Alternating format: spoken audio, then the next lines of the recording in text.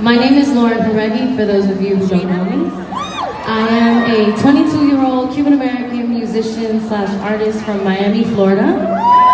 Yes, represent real fast. And I'm so grateful to be able to speak to you guys here today about women and our ability to speak truth to power.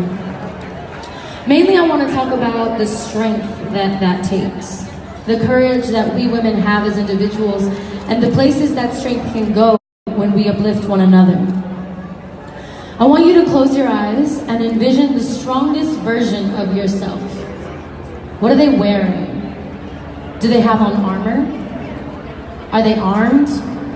Do they have superpowers? Are they beautiful? What does that mean to you? Are they tangible?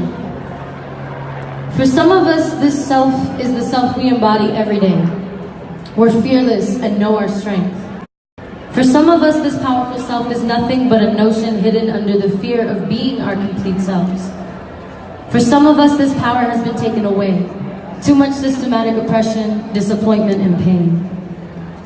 I learned very young that to be a woman in this world meant that you have to have incredibly thick skin, especially if you want to do it in front of people starting at 16.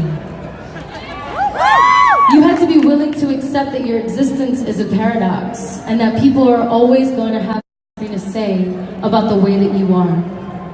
A strong woman is characterized by her capacity to still see her divinity after enduring all sorts of emotional and physical abuse from a world that refuses to see her power. A strong woman deserves to be characterized by her willingness to continue to survive through all adversity.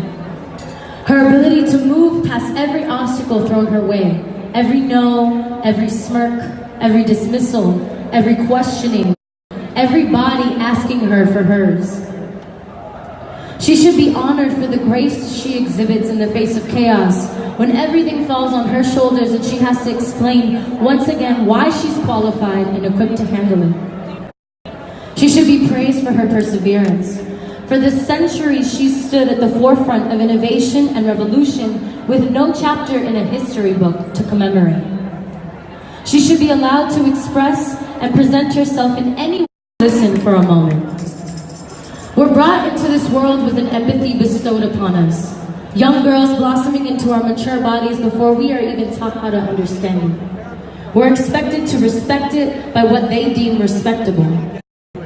We are told to have a strength that is digestible, an ambition that is gentle, a warm smile that is delectable, but I don't want to be devoured anymore. I'm grateful for a way to make sense of the world around me, why it's so cruel and unwilling to listen, why we still have to debate and gather to defend our autonomy and worth with anyone at this point, but much less with each other, is painful. To the women who have come before us, who have kicked down doors only to be greeted by another crowd of angry men shouting that it isn't time yet, we thank you.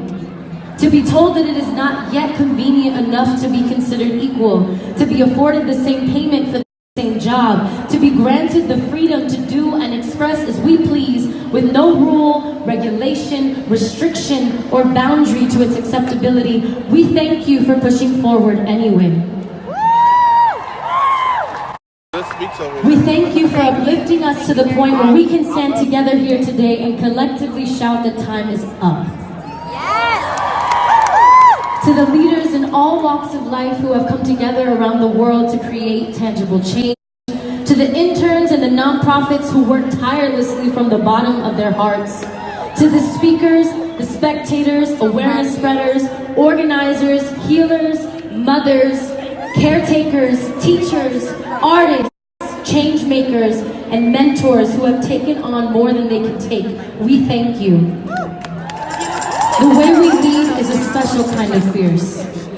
We know when we need to break silence in difficult moments, and our courage now resonates in the halls of Congress and around the world. It resonates in all the women, women of color, queer women, women of minorities, indigenous women, trans women, women from all around the world that have found themselves on the same wavelength of freedom, coming together to nominate each other and uplift one another to positions of power and authority. The amount of change that we have witnessed from mothers for ages about the perils and fights it has taken to get to a place where we have the powerful voice that we have today, in this very moment, in this very place together. We have heard their cries. Every soul looking back at me today, no matter how it identifies, has this understanding, has this knowledge of the wise, creative, loving nurturer who is no less worthy of a voice than the greed of the patriarchy that rules this world. The divine feminine in each of us is burning to be embraced and bring balance, burning for recognition, burning for you to listen to her. Most of us here today can see that truth. We speak it, we uplift it, we spread it, we're aligned with it, because we're here. I ask you to continue to do so and to remind yourself of your power every chance you get. Remind your sister, your mother, cousin, friend, co-worker, partner, whoever. Remind them of their strength and remind them of what we can do together. Thank you.